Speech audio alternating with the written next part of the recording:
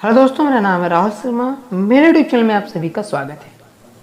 मैं आप लोगों को सुनाने जा रहा हूँ राजू बलिहाटी की लिखी एक संबोधन कला, जिसका नाम है शब्दों का दोहराव। अगर आपने मेरे चैनल को अभी तक सब्सक्राइब नहीं किया तो सब्सक्राइब करें, बेल आइकन को प्रेस करें ताकि मेरे हर एक नई वीडियो आप तक पहुँच सके। आइए शुरू करते हैं। कई बार किसी की आदत होती है कि वो अपनी बातचीत में वो किसी एक शब्द का, वाक्य का बार बार प्रयोग करता है। एक तरह से यह आदत बन जाती है। उस व्यक्ति का हर एक संबोधन हो या बातचीत हो, उस शब्द को लगाएगा ही लगाएगा। अपने अपने जीवन में बहुत सारे ऐसे पल देखे होंगे जो वक्ता अनायास ही बार बार एक ही शब्द को बोला चला जाता है। ऐसा तब होता है जब अपने भाषण की विषय वस्तु की तैयारी अच्छे से नहीं करके आ पाए हैं। इसका परिणाम यह होता है कि वक्ता शब्दों की कमी से जूझने लगता है। यह स्थिति किसी भी वक्ता के लिए सोचनीय है। हमेशा मंच पर जाने से पहले अपने भाषण की विषय वस्तु को अंतः मन से बैठाने की कोशिश करें। उसे अच्छी ढंग से याद करने की कोशिश करें। याद करके ही जाएं। शब्द को पढ़ाने के लिए अखबार, कहानी व साहित्य से जुड़े हर उस सामग्री का अध्ययन करें जिससे आपका शब्दकोश बढ़ सकता है। नए नए शब्दों का प्रयोग कर आप अपने भाषण को रोचक बना सकते हैं। और जब आप शब्दों की कमी महसूस करने लगें और बार बार एक ही शब्द मुंह से निकलने लगे, उस दरमियान अब आप श्रोता समूह को देखेंगे तो उनकी उकलाहट, बेचैनी, आपस में भुनभुनाहट बढ़ती महसूस होगी। जैसे ही ऐसा कुछ महसूस हो, मंच छोड़ देना ही श्रेयकर होता है। दूसरे कुछ लोग अपने संबोधन में तकिया कलाम के रूप में किसी एक शब्द या वाक्य का प्रयोग करते हैं। यह परिस्थिति कभी कभी हास्यास्पद स्थिति पैदा कर देती है। श्रोता आपस में गिनती या फिर एक दूसरे से दांव लगाने लगेंगे कि अब बोलेगा। कई गिनना भी शुरू कर देते हैं। हमारे एक शिक्षक साथी थे, भंवरलाल चौधरी, जो काफ़ी अच्छा बोलते थे, पर जैसे ही मंच पर जाते श्रोता समूह से एवं शब्द का उच्चारण शुरू हो जाता था। एवं शब्द का मतलब वो अपने भाषण में हमेशा एवं एवं एवं बीच बीच में इन शब्दों का इस्तेमाल करते थे।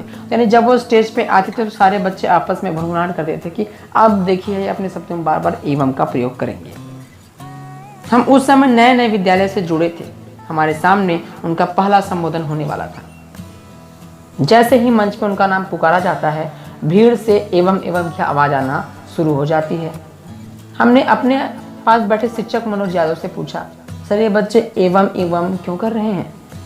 मनोज यादव सर ने कहा, सर आप स्वयं देख लें व सुन लीजिएगा, धैर्य रखिए। चौधरी जी बहुत अच्छा बोलते हैं, पर उनकी खूबी है इंतजार करिए।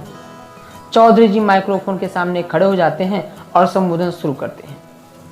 आदरणीय प्राचार्य महोदय, विद्वान शिक्षक, साथी एवं प्यारे बच्चों। एवं उन्होंने इतने पतले व लंबे अंतराल तक निकाला कि बरबस ही सबके चेहरे पर हंसी आ गई। आगे तो हर वाक्य पूरा होने से पहले एवं आ जाता और बच्चे उतनी ही जोर से हंसते। कुछ तो गिनना शुरू कर दिए। सामने चौधरी जी जोर जोर से चिघार रहे थे, क्योंकि स्वतंत्रता दिवस के अवसर पर बोल रहे थे। भावनाओं में बहते बहते पाकिस्तान को भी मंच से चेतावनी देनी शुरू कर दी। भाषण का काफ़ी सारगर्भित था, लेकिन किसी का भी ध्यान उस तरफ नहीं था। नहीं सब उनके मुंह से एवं सुनने के लिए बेचैन थे। हमें तो यह महसूस होने लगा कि कहीं जानबूझकर तो नहीं एवं शब्द का प्रयोग बार बार कर रहे हैं। जब वो भाषण खत्म करके उतरे, हम उनसे बात करने के लिए बेचैन थे।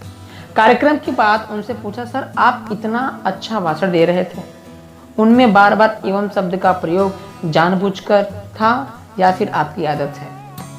चौधरी जी ने तुरंत जवाब दिया, ऐसा कुछ भी नहीं है सर, बच्चे अच्छा पाते हैं इसलिए उनका प्रयोग कर देता हूँ। लेकिन साथ रहते रहते हमने पाया कि उनका ये तकिया कलाम है जो उपयुक्त न होने के बाद भी उनका उपयोग कर देते थे, वो भी लंबी व पतली टोन में, जिससे कोई भी हंसने पर मजबूर हो जाता। उनकी गंभीर से गंभीर बात को भी लोग हल्के में ले लेते थे। ध्यान रखें, कहीं आपके पास या आपके साथ तो ऐसा नहीं है। अगर है तो उसको दूर करने की कोशिश करें, अन्यथा आप भी अच्छी से अच्छी बात को लोग हल्के में लेना शुरू कर देंगे। इन आदतों को छोड़ने के लिए अभ्यास करना शुरू कर दें। शब्दकोश बढ़ाने पर अपना पूरा ध्यान दीजिए। ऐसा तभी हो सकता है जब आप अध्ययन पर बल देने के साथ साथ उन शब्दों का ही सही प्रयोग करें या उनकी कोशिश करें।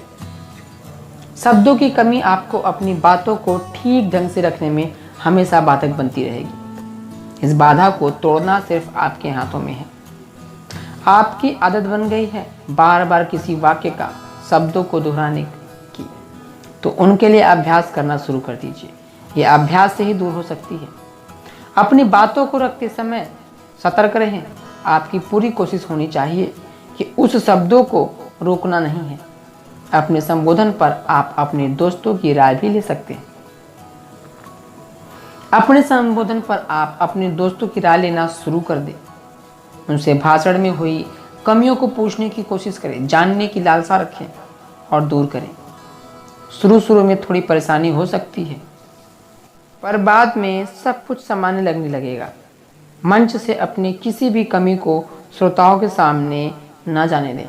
इन शब्दों के साथ इस संबोधन का अंत होता है। फिर आपसे मिलते हैं अगले संबोधन में। धन्यवाद।